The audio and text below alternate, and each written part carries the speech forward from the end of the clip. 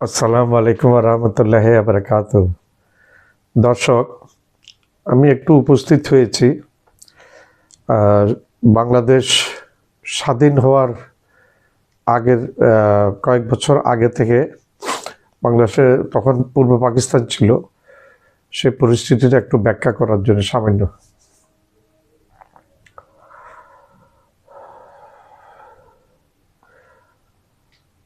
বাংলাদেশ পূর্ব পাকিস্তান তখন পাকিস্তান স্বাধীন হয়েছিল 1947 সালের 14ই আগস্ট। পূর্ব পাকিস্তান এবং পশ্চিম পাকিস্তান, পশ্চিম পাকিস্তানটা, বর্তমান যে পাকিস্তানটা সেটা ছিল তখন পশ্চিম পাকিস্তান, আর বর্তমানে যে বাংলাদেশটা সেটা ছিল পূর্ব পাকিস্তান। বর্তমান বাংলাদেশে তখন জনসংখ্যা ছিল বর্তমান বাংলাদেশ অর্থাৎ পূর্বে যে পূর্ব পাকিস্তান ছিল, সেই পূর্ব পাকিস্তানের জনসংখ্যা ছিল 7.5 কোটি। আর এখানে পার্লামেন্টের আসন ছিল 300 আসন। ঠিক তদ্রূপ একই সময়ে স্বাধীনতা পূর্ববর্তী অবস্থায় পশ্চিম পাকিস্তান অর্থাৎ বর্তমান যেটা পাকিস্তান, তখন পশ্চিম পাকিস্তান ছিল। তখন সেইখানে এই জনসংখ্যা ছিল 4.5 কোটি। দেশটা অনেক বড় ছিল, কিন্তু জনসংখ্যা ছিল 4.5 কোটি। সেই তুলনায় আমাদের পূর্ব পাকিস্তানটা, তখনকার প্রাক্তন পূর্ব পাকিস্তানে আমাদের এই বর্তমান এই বাংলাদেশটা তখন দেশ ছোট, কিন্তু জনসংখ্যা ছিল 7.5 কোটি, অনেক বেশি ছিল, প্রায় দ্বিগুণের কাছাকাছি। কিন্তু বর্তমানে পরিস্থিতি ভিন্ন হয়ে গেছে। বর্তমানে পাকিস্তানে অর্থাৎ পশ্চিম পাকিস্তান, আগের যে পূর্ব পাকিস্তান, আগের যে পশ্চিম পাকিস্তান ছিল অর্থাৎ বর্তমান পাকিস্তানে, কিন্তু এই বাংলাদেশের থেকে বর্তমানে পাকিস্তানের জনসংখ্যা অনেক বেশি হয়ে গেছে, বহুগুণে বৃদ্ধি পেয়েছে। তো এইখানে বাংলাদেশে পূর্ব পাকিস্তানে তখন আসন সংখ্যা ছিল, পার্লামেন্ট আসন সংখ্যা ছিল 300, আর পশ্চিম পাকিস্তানে পার্লামেন্টে আসন সংখ্যা ছিল কম, 350 থেকে কম ছিল। আর পুরোপুরি এটা খেয়াল নেই, কিন্তু কম। তখন পূর্ব পাকিস্তান থেকে পশ্চিম পাকিস্তানের আসন সংখ্যা ছিল কম। আর ওইখানকার নেতা ছিল জুলফিকার আলী ভুট্টো, পাকিস্তান পিপলস পার্টির নেতা, তখন পশ্চিম পাকিস্তানের নেতা ছিল। আর পূর্ব পাকিস্তানের নেতা, তৎকালীন নেতা ছিল শেখ মুজিবুর রহমান। তখন একটা ইলেকশন হয়েছিল 70-এর দিকে একটা ইলেকশন হয়েছিল দোনো দেশে, ওই পূর্ব পাকিস্তানে এবং পশ্চিম পাকিস্তানে। তখন পূর্ব পাকিস্তানে তথা বর্তমান বাংলাদেশের তখন 300 আসনের মধ্যে শেখ মুজিবুর রহমানের নেতৃত্বে আওয়ামী লীগ পেয়েছিল 297টি আসন। শুধু 3টা আসন পায় নাই। এই 3টা আসন ছিল হিল ট্যাক্সের, পার্বত্য চট্টগ্রামের রাজার ওইদিকে ছিল। রাজারা তখন শেখ মুজিবকে লাইক করতো না, তখন ওই 3টা আসনে জিতে নেয়, চাকমারা জিততে দেয় না এই 3টা আসনে। পশ্চিম পাকিস্তানে যেহেতু আসন কম ছিল, সেখানে কিন্তু জুলফিকার আলী ভুট্টো সংখ্যাগরিষ্ঠতা পেয়েছিল। কিন্তু দোনোটা দেশ হিসাব করলে, পূর্ব পাকিস্তান এবং তৎকালীন পূর্ব পাকিস্তান এবং পশ্চিম পাকিস্তান যদি হিসাব করি দেশ হিসেবে, তাইলে কিন্তু পাকিস্তানের প্রধানমন্ত্রী হওয়ার কথা ছিল শেখ মুজিবুর রহমান। দোনোটা দেশে হিসাব করলে, পার্লামেন্টের আসন সংখ্যা হিসাব করলে, তাইলে Sheikh Mujibur Rahman will be the next prime minister of Pakistan, whole Pakistan. কিন্তু তখন পাকিস্তানের নেতা ছিল, এই পাকিস্তানের সামরিক প্রশাসক ছিল অর্থাৎ প্রেসিডেন্ট ছিল জেনারেল আইয়ুব খান, আর জুলফিকার আলী ভুট্টো ছিল পিপলস পার্টির নেতা। তখন এই আইয়ুব খানের বাংলাদেশে যখন এই ভুট্টোর চক্রান্তে পড়ে, যখন আইয়ুব খান যখন ক্ষমতা শেখ মুজিবকে দেয় না, তখন এই দেশে অনেক বেশি আন্দোলন শুরু হয়ে গেছে আমাদের এই দেশে, যা গ্রিপে ছিল না। প্রেসিডেন্ট আইয়ুব খানের গ্রিপের মধ্যে ছিল না, গ্রিপের নাগালে বাইরে চলে গেছিল এই দেশের কন্ট্রোল। তখন এক পর্যায়ে আইয়ুব খান পদত্যাগ করে জেনারেল ইয়াহিয়া খানকে রাষ্ট্র ক্ষমতা দিয়েছিল, প্রেসিডেন্ট হয়েছিল জেনারেল ইয়াহিয়া খান। ঠিক তদ্রূপ জেনারেল ইয়াহিয়া খানকেও জুলফিকার আলী ভুট্টো তার কুপরামর্শ দিয়ে দেশটাকে তখন শেখ মুজিবকে প্রধানমন্ত্রী হওয়া থেকে বিরত রেখেছিল, যার কারণে তখন একটু সময়ও ক্ষেপণ করছিল পশ্চিমারা। এই তখন একটা গোল টেবিল বৈঠক হওয়ার কথা ছিল ঢাকাতে, কিন্তু আসলে এটা একটা একটা সময় ক্ষেপণ করা। গোল টেবিলের বৈঠকের নামে কিন্তু অস্ত্র আনছিল পশ্চিম পাকিস্তান থেকে পূর্ব পাকিস্তানে, এবং পাকিস্তানি সৈন্য আসছিল এখানে গোপনে। তাদের মতিগতি ছিল অন্যরকম। জুলফিকার আলী ভুট্টোর কথা অনুযায়ী চলেছিল তখন এই প্রেসিডেন্ট আইয়ুব খান।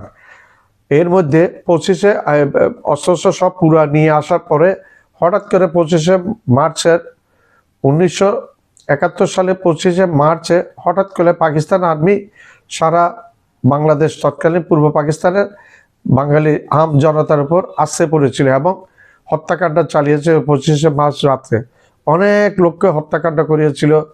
ঢাকার পিলখানা বিডিআর ইপিআর ক্যাম্পে হত্যা করে, তখন বিডিআরকে বলতো, বিজিবিকে বলতো ইপিআর, ইস্ট পাকিস্তান রাইফেলস। ওইখানে ঢুকে পাকিস্তানি সৈন্যরা অনেক বাঙালি ইপিআর সৈন্যকে মেরে ফেলেছিল। ঠিক একইভাবে ঢাকার রাজারবাগ পুলিশ লাইনে হয়েছিল, এবং এইখানে আমাদের চট্টগ্রামে যে পুলিশ লাইন ছিল এইখানে ঠিক তদ্রুপ একই রকম ভাবে হত্যাকাণ্ড চালিয়েছে। বিশ্ববিদ্যালয় এমন কোনো জায়গা বাদ দেয় নাই যারা পাকিস্তানি সৈন্যরা তখন হত্যাকাণ্ড চালিয়েছিল। এর ফলে একটা কিন্তু খুব বিরূপ একটা আসর পড়েছিল, এবং পুরা ইস্ট পাকিস্তানের প্রেসিডেন্টের নাগালে বাইরে চলে গিয়েছিল। তখন এইখানে ছিল ইস্ট পাকিস্তান কন্ট্রোল করত জেনারেল নিয়াজি, আমির আবদুল্লাহ খান নিয়াজি। আর এখানকার টিক্কা খান ছিল গভর্নর। টিক্কা খান বলেছিল ईस्ट पाकिस्तान के आदमी हमको नहीं चाहिए, हमको मिट्टी चाहिए, मिट्टी। টিক্কা খান বলেছিল পূর্ব পাকিস্তানের মানুষ আমাদেরকে দরকার না, আমাদের দরকার নেই পূর্ব পাকিস্তানের মানুষ, আমরা শুধু মাটি চাই পূর্ব পাকিস্তানে। এইভাবে দম্ভক্তি করেছিল। এবং 1900 তখন এই পরে, এই হত্যাকাণ্ডের পরেই একটা যুদ্ধ শুরু হয়ে গেছিল আমাদের এই পূর্ব পাকিস্তানের মধ্যে, এবং পাকিস্তানি সৈন্যদের সাথে একটা যুদ্ধ হয়ে গেছিল। তখন ভারত এই দেশকে স্বাধীনতা স্বীকার করেছিল, এবং ভারত এই যুদ্ধে জড়িয়ে গিয়েছিল। ভারত কিন্তু যুদ্ধে জড়িয়েছিল আমাদেরকে সাহায্য করার জন্য না। Bharat always a notorious country for his own neighbour. Bharat সবসময় একটা দুষ্ট রাষ্ট্র তার প্রতিবেশীদের জন্য, সবসময় একটা দুষ্ট রাষ্ট্রের ভূমিকা পালন করেছে তার প্রতিবেশীদের জন্য ভারত। তখন যখন পাকিস্তান এবং ভারত যখন 47 সালে স্বাধীন হয়েছিল, তখন ভারতের এক প্রান্তে পশ্চিম দিকে ওয়েস্ট পাকিস্তান, পূর্ব দিকে ইস্ট পাকিস্তান। তখন ভারত তখন থেকে একটা ফন্দি এঁটেছিল যে আমার দুই দিকে দুইটি পাকিস্তান, এটা আমার জন্য মঙ্গল হবে না, যে কোনোভাবে হোক আমরা এই পাকিস্তানকে ভেঙে দিতে, দুইটা পাকিস্তানকে আলাদা করে দিতে হবে। তখন রয়ের একটা জাল বিছিয়েছিল পূর্ব পাকিস্তান পশ্চিম পাকিস্তানের উপর এবং রাজনৈতিক নেতাদের উপর। ভুট্টো কিন্তু সেটা বুঝতে পারে না। ভুট্টো তেমন দূরদর্শী না। ভুট্টো যদি দূরদর্শী হতো, ভুট্টো এইভাবে পাকিস্তানের প্রেসিডেন্ট আইয়ুব খান এবং ইয়াহিয়া খানকে ভুল বুঝাতেন না, এবং ক্ষমতা বঙ্গবন্ধু শেখ মুজিবুর রহমান পাওয়ার জন্য সাহায্য করতেন যদি গণতন্ত্র মনা হতেন। কিন্তু নটোরিয়াস ছিল ভুট্টো খুব দুষ্ট প্রকৃতির লোক ছিল, যেটা আমাদের দৃষ্টিতে ধরা পড়েছে। তখন এই যুদ্ধের মধ্যে, যুদ্ধ শুরু হয়ে যাওয়ার পরে ভারত আমাদেরকে সাহায্য করেছিল। ভারতের যে আগে বললাম, ভারত এই দেশটা ভেঙে ফেলার জন্য চেষ্টা করেছিল সেই 1947 সাল, যে সময় থেকে ভারত ব্রিটিশ থেকে স্বাধীনতা পেয়েছে। এবং একটা জাল বিছিয়েছিল। এই জালে এই ভুট্টো বুঝে হোক না বুঝে হোক, আমি বলবো ভুট্টো দূরদর্শী রাজনীতিবিদ না, যার কারণে এরকম একটা ফাঁদ পেতে রেখেছিল, যে ফাঁদের মধ্যে ভুট্টো পা দিয়েছিল। কিন্তু শেখ মুজিব মনে প্রাণে কিন্তু চাইতেন না যে দেশটা পূর্ব পাকিস্তান পশ্চিম পাকিস্তান আলাদা হয়ে যাক, পূর্ব পাকিস্তান একটা স্বাধীন রাষ্ট্র হয়ে যাক, সেটা কিন্তু উনি মনে প্রাণে চায়নি। ওনার কর্মকাণ্ডে বোঝা যায় উনি তখন চাইতেন যে দোনোটা দেশ একসাথে থাক, ইউনাইটেড পাকিস্তান হিসেবে থাক। তো আমার এই সম্বন্ধে আমার একটা ইন্টারভিউ হয়েছে পাকিস্তানের একটা নিউজ ভিত্তিক চ্যানেল হোয়াইট নিউজ বাংলা চ্যানেলে আমার একটা ইন্টারভিউ হয়েছে। সেই ইন্টারভিউটা আপনারা এটা না টেনে এই ভিডিওটা, আমার পুরো ভিডিওটা দেখবেন, দেখলে ওই ইন্টারভিউটা এটার সাথেই আছে। ধন্যবাদ। দয়া করে সাবস্ক্রাইব করবেন আমার চ্যানেল, লাইক করবেন, শেয়ার করবেন, বেল আইকনটা প্রেস করবেন, এবং আমার ইন্টারভিউটা এখন চলবে পরে, সেটা আপনারা একটু দয়া করে দেখবেন। বাংলাদেশ কি করা উচিত পাকিস্তানের সাথে সম্পর্কের ব্যাপারে, সামরিক এবং পাকিস্তান বাংলাদেশের সাথে মিলিটারি রিলেশনে কি করা উচিত, এটা তখন সময় বলে দিবে। আর বিশেষ করে আমরা তো নিরাপত্তাহীন অবস্থায় থাকছি, ভারতের প্রতিনিয়ত ট্রেড আমাদের বর্ডারে এইটা করে সেটা করে, নানা রকম বিডিআরের সাথে ঝামেলা করে। তো আমরা পাকিস্তান, এই ভারত আমাদের কোনো ভাষা বুঝবে না, ভারত ভাষা বুঝার কোনো দেশ না।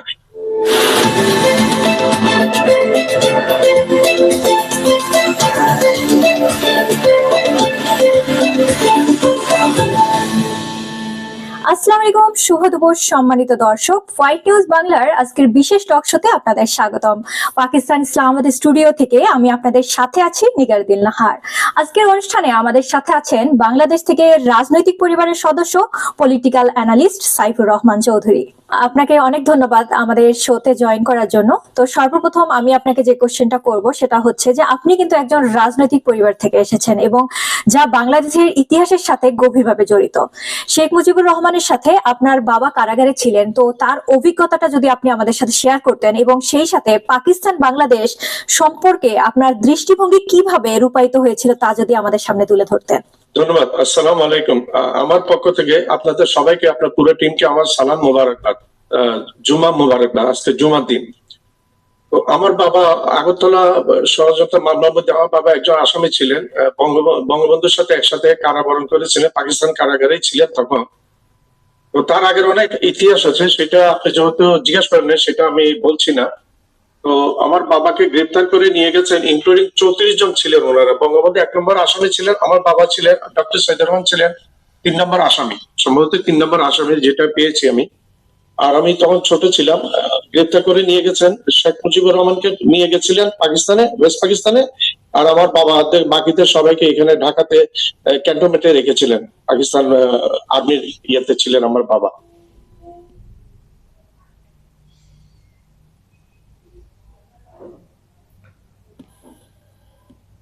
আর তখনকার যে প্রেক্ষাপটটা ছিল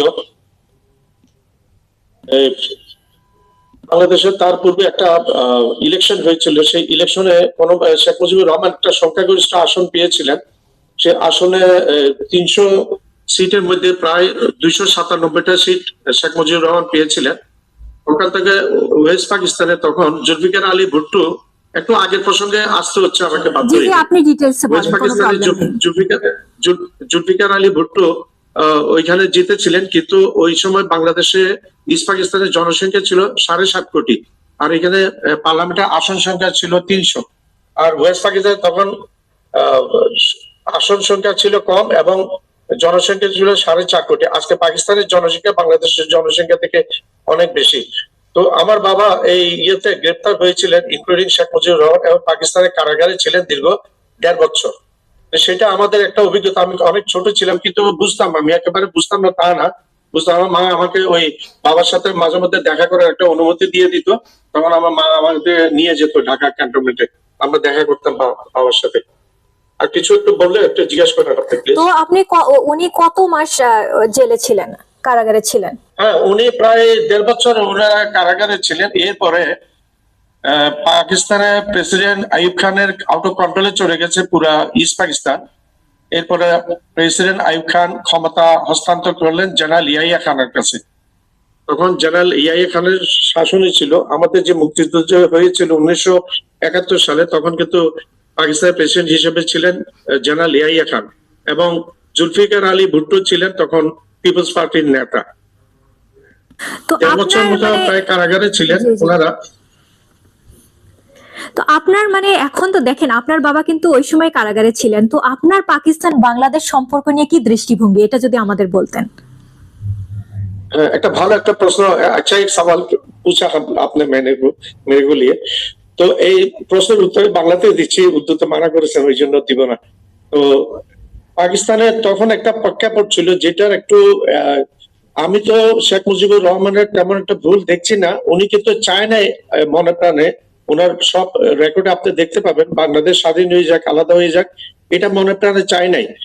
উনি চেয়েছিল একসাথে থাক, কিন্তু জুলফিকার আলী ভুট্টো সাহেব উনি ওনার দেমাগে কি আসছেন আমি জানি না, ওনার কারণে উনি ভুল আইয়ুব খান ইয়াহিয়া খানকে ভুলভাবে বুঝিয়েছিলেন, যার কারণে 25শে মার্চে একটা ক্র্যাকডাউন হয়ে গেছে বাংলাদেশে, এই তখনকার পূর্ব পাকিস্তানে।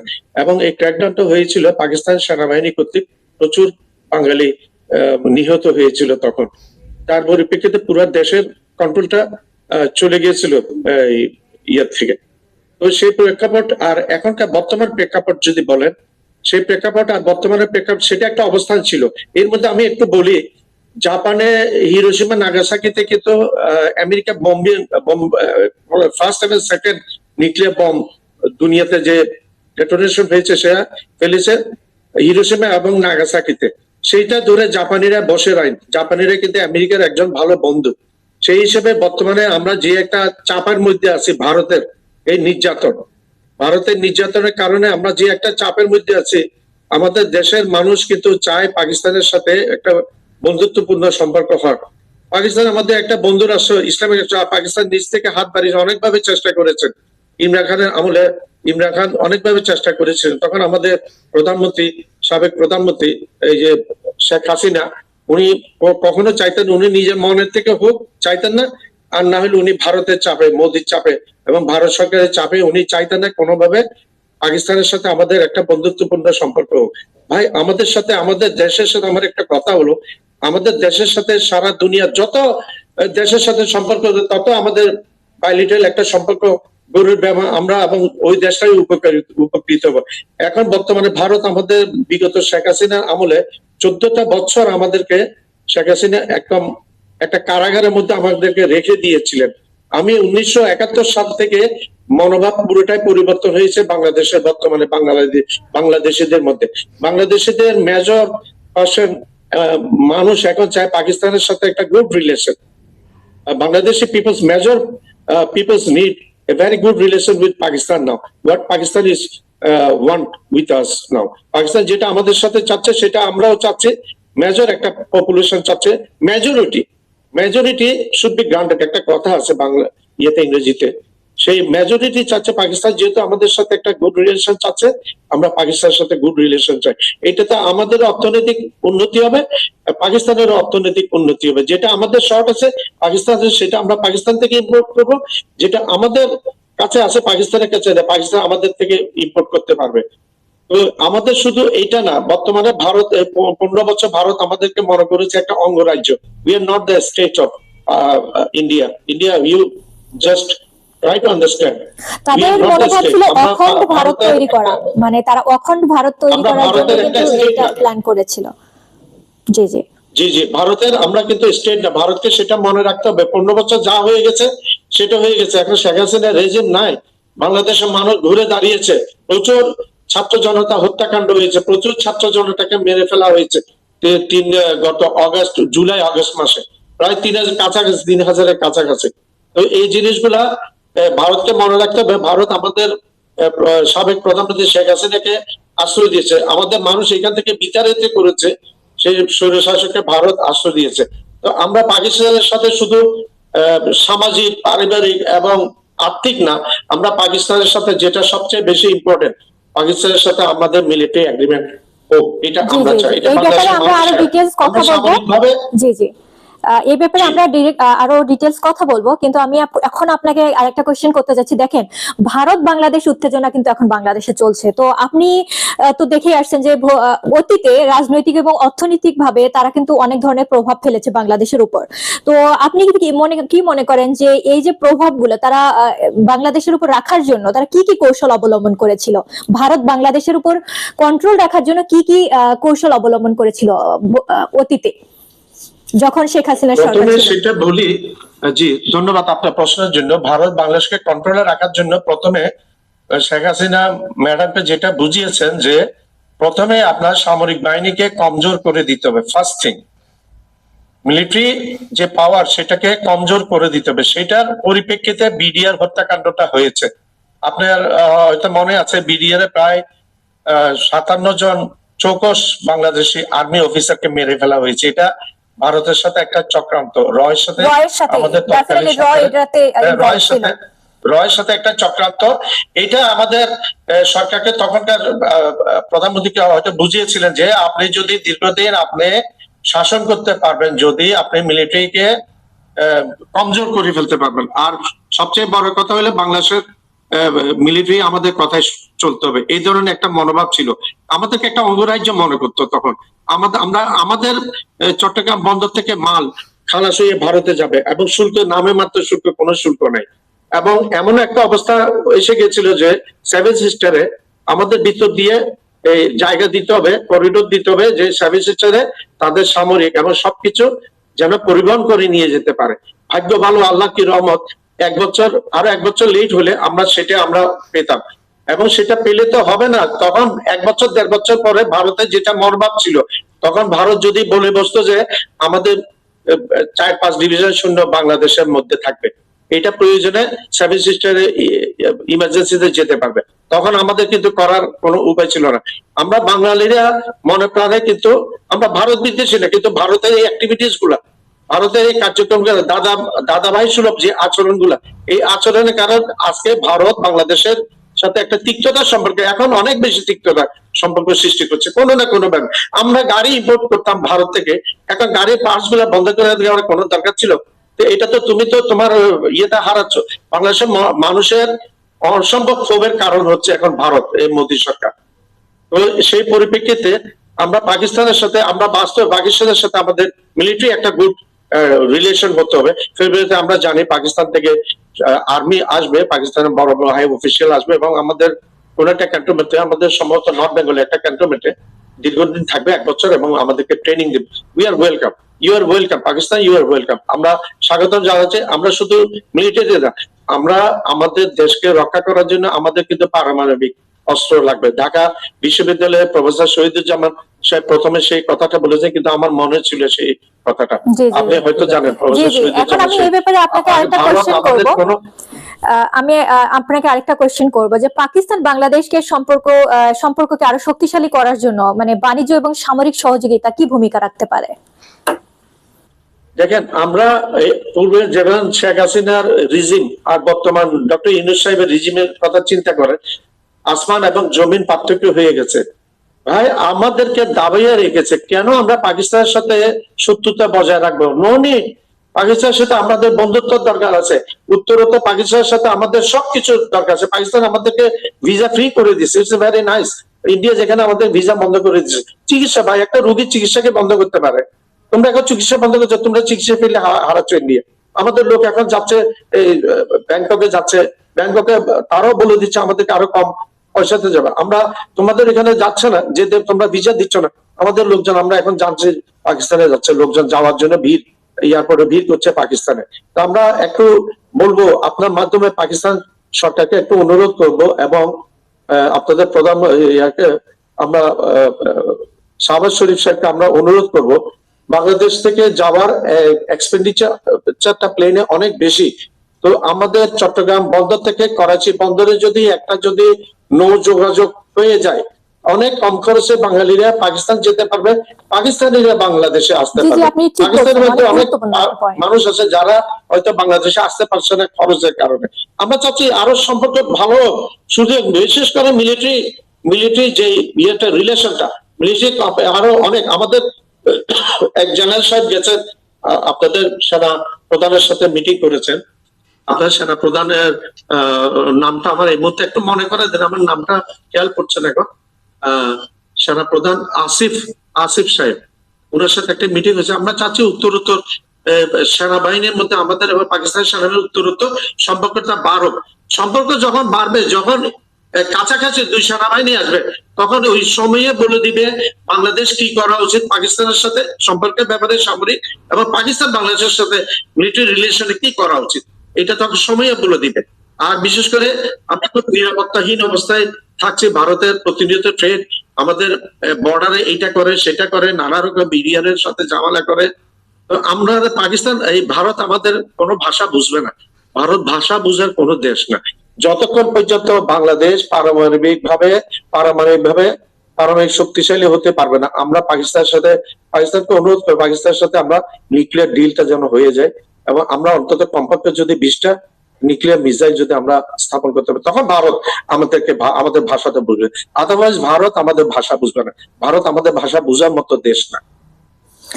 আচ্ছা, আপনি অনেক গুরুত্বপূর্ণ মতামত শেয়ার করেছেন। কারণ হচ্ছে আমি আরেকটা কোশ্চেন আপনাকে করতে চাচ্ছি। ভারতের যে হুমকির ব্যাপারটা আপনি বললেন, ভারত কিন্তু বিভিন্ন ভাবে হুমকি দিচ্ছে এবং আমাদের কিন্তু সীমান্তে একটা উত্তেজনা সব সময় থেকেই চলে। তো সেই ক্ষেত্রে আমাদের পাকিস্তান কি সাপোর্ট দিতে পারে বলে আপনি মনে করেন এই মুহূর্তে? ধন্যবাদ, আপনার প্রশ্নগুলো খুব যৌক্তিক প্রশ্ন আজকের দিনে। ভারত আমাদের কিন্তু একটা হুমকি, কিন্তু হুমকি হলে কি হবে আমি একটু অ্যানালাইজ করি আপনাকে। ভারত আমাদেরকে আক্রমণ করবে, ভারতের একটা বর্ডার কিন্তু বিরাট একটা বর্ডার পাকিস্তানের সাথে, একটা নিউক্লিয়ার স্টেট পাকিস্তান, ভারতের দাদা। আর বোমা পাকিস্তানের কাছে ভারত থেকে অনেক বেশি আছে। আরেক পাশে ভারতের একেবারে বড় দাদা বসে আছে চায়না। তো ভারত, আমি মনে করি না ভারত ওই ভুল স্টেপটা নেবে বাংলাদেশ আক্রমণ করে। আর বাংলাদেশ আক্রমণ করলে বাংলাদেশের যে সেনাবাহিনী নেই, এটা ভুল ভারতের জন্য।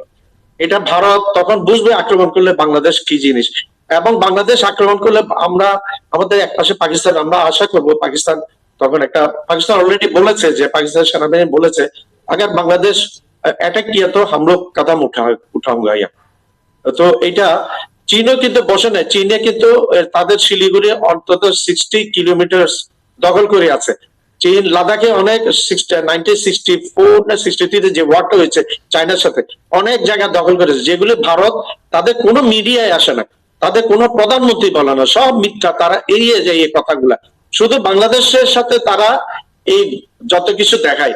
আমি ভারতকে বলি, তুমি বাংলাদেশের সাথে দেখাও, একটু পাকিস্তানের সাথে করে আমাদের দেখাও, আমরা বুঝবো তোমরা বাপের বেটা, তোমাদের সেই হিম্মত নেই। চায়নার সাথে দূরের কথা, চায়নার সাথে তোমরা কোনোদিন চোখে তুলবে না তোমরা, সেই হিম্মত নেই। আর আমি অনুরোধ করি आसिफ साहब, जनरल आसिफ साहब, हम आपको गुजारिश करता, हमारा मिलिट्री के साथ जो कदम आप लोग उठाया वो और भी मजबूत कर लीजिए, और हमारा यहाँ जो डेफिसिट है वो आप कर लीजिए या ट्रेनिंग कीजिए। और आपका भी जो डेफिसिट है, आप अगर जरूरत हो तो बांग्लादेश को बताइए, जो बांग्लादेश आपको मदद करेगा। জি জি, আপনাকে আমি আরেকটা কোশ্চেন করতে যাচ্ছি যে দেখেন, এখন কিন্তু পাকিস্তান এবং বাংলাদেশের মধ্যে কিন্তু অনেকটাই ভালো সম্পর্ক তৈরি হয়েছে। তো ভবিষ্যতে আরো এই সম্পর্কটা মজবুত করতে আমরা কি কি পদক্ষেপ নিতে পারি দুই দেশের মধ্যে? সেই জিনিসটা আমি বলছি, মানুষের মধ্যে ইন্টারাকশন। যেমন আমি যদি এখন আপনার থেকে একটু দূরে বসে কথা বলছি, যতটুকু আপনার সাথে আমার একটা রিলেশন হচ্ছে, আমি যখন আপনার স্টুডিও বসে যদি আপনার সাথে ডাইরেক্ট কথা বলতে পারি, সেই রিলেশনের এই রিলেশনের মধ্যে একটু পার্থক্য থাকবে ডেফিনেটলি, ঠিক আছে না? তো পাকিস্তান এই একদিনে তো সবকিছু, the Rome was not built in a day, Rome নগরে একদিনে হয় নাই, দীর্ঘদিন, আজকে 53 বছর পরে আল্লাহর একটা রহমত, আল্লাহ আমাদেরকে এই স্বৈরাচার মুক্ত করেছেন। এখন আমাদের সময় এসছে, পাকিস্তানের সময় এসছে, দিন দিন আরো বেশি good relation there is no other alternate way without good relation with Pakistan and Bangladesh, good relation with Bangladesh। আমি আরেকটা জিনিস মনে করি, বাংলাদেশ, পাকিস্তান এবং চীন তিনটা যদি একজোটে একটা যদি অ্যালায়েন্সের মতো হয়, এটা সবচেয়ে একটা কার্যকর একটা প্রতিষেধক হয়েছে, বিশাল এক অ্যান্টিবায়োটিক হবে ভারতের জন্য। জি জি, আপনি ঠিক বলেছেন। তো আপনার কি মতে মিডিয়া প্ল্যাটফর্ম সেক্ষেত্রে পাকিস্তান এবং বাংলাদেশের মধ্যে এই বন্ধনটা আরো মজবুত করতে কি অবদান রাখতে পারে? আরো এটা দেখেন, বর্তমান যুগে মিডিয়াটা কিন্তু অনেক গুরুত্বপূর্ণ একটা ভূমিকা পালন করে। আমরা যেটা সাজেস্ট করবো, আমি যেটা অনুরোধ করব, আমাদের বাংলাদেশের যে চ্যানেলগুলা, এই চ্যানেলগুলা যেন পাকিস্তানে প্রচারিত হয়। আর আমাদের বাংলাদেশ ইউনূস সরকারকে আমি অনুরোধ করবো যেন পাকিস্তানের চ্যানেলগুলা আমাদের এখানে উত্তরোত্তর বৃদ্ধি করে দেয়। এখন আমার মতে তো ইন্ডিয়ান চ্যানেলগুলো বন্ধ করে পাকিস্তানি চ্যানেলগুলো দেওয়া দরকার, কারণ মানুষ কিন্তু ইন্ডিয়ান মিডিয়া থেকে সরে এসে কিন্তু এখন কিন্তু মানুষ কিন্তু পাকিস্তানি মিডিয়াতে ইন্টারেস্টেড অনেক বেশি।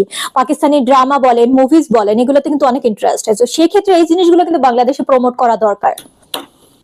আমি আপনাকে একটা কথা বলি, পাকিস্তানি ড্রামা কিন্তু বাংলাদেশে কিন্তু পপুলার, কিন্তু पाकिस्तान का जो ड्रामा है, बांग्लादेश का हम लोगों का औरत, ये लोग सब देखते हुए हाँ, ड्रामा हाँ, बहुत देखे हैं अच्छा है। आजकल। ये लोग जी अभी देखते हैं, यूट्यूब से देखते हैं।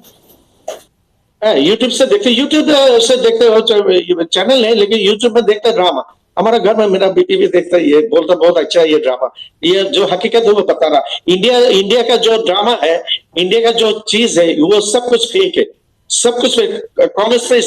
कॉन्स्पिरेसी कैसा है, किस तरह कॉन्स्पिरेसी किया जाता है दूसरे के साथ, दूसरे मुल्क, ये पूरा सब हिंदी फिल्म में है, सब बकवास। और हिंदी नाटक में है सब कुछ, हिंदी चैनल में है सब कुछ। সর্বশেষ আপনি বাংলাদেশি এবং পাকিস্তানিদের উদ্দেশ্যে কি বার্তা দিতে চান? দুই দেশের আমরা আরো কিভাবে কাজ দেখেন, করতে পারি?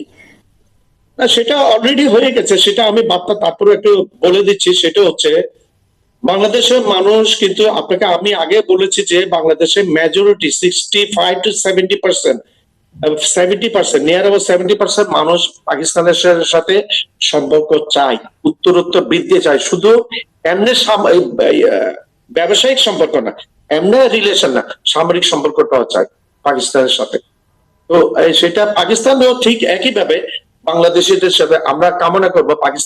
पाकिस्तान हमारा भाई है, पाकिस्तान हमारा भाई, हमारा दुश्मन। अभी बांग्लादेश का आदमी अभी दुश्मन नहीं मानता पाकिस्तान को। एक जमाना चला गया 1970 में। अरे ये तो कुछ आदमी का वजह से हुआ, ये पाकिस्तान का पूरा कौम तो नहीं किया हम लोगों के साथ। ये बुराई का काम तो पाकिस्तान का पूरा कौम नहीं किया। पाकिस्तान का कौम के साथ हमारा रिश्ता है, अभी भी फ्यूचर में भी रहेगा। और दिन से दिन जो दिन आएगा उस वक्त बढ़ते जाएगा ये सब कुछ। অনেক ধন্যবাদ আপনাকে আমাদের সাথে আজকে জয়েন করার জন্য, আপনার মূল্যবান মতামত দেওয়ার জন্য। ধন্যবাদ সাইফুর রহমান স্যারকে আজ অসাধারণ মতামত এবং অভিজ্ঞতা আমাদের সামনে তুলে ধরার জন্য। দর্শক, আপনাদেরও অনেক ধন্যবাদ আমাদের অনুষ্ঠানটি দেখার জন্য। আমাদের সাথেই থাকুন, দেখতে থাকুন হোয়াইট নিউজ বাংলা।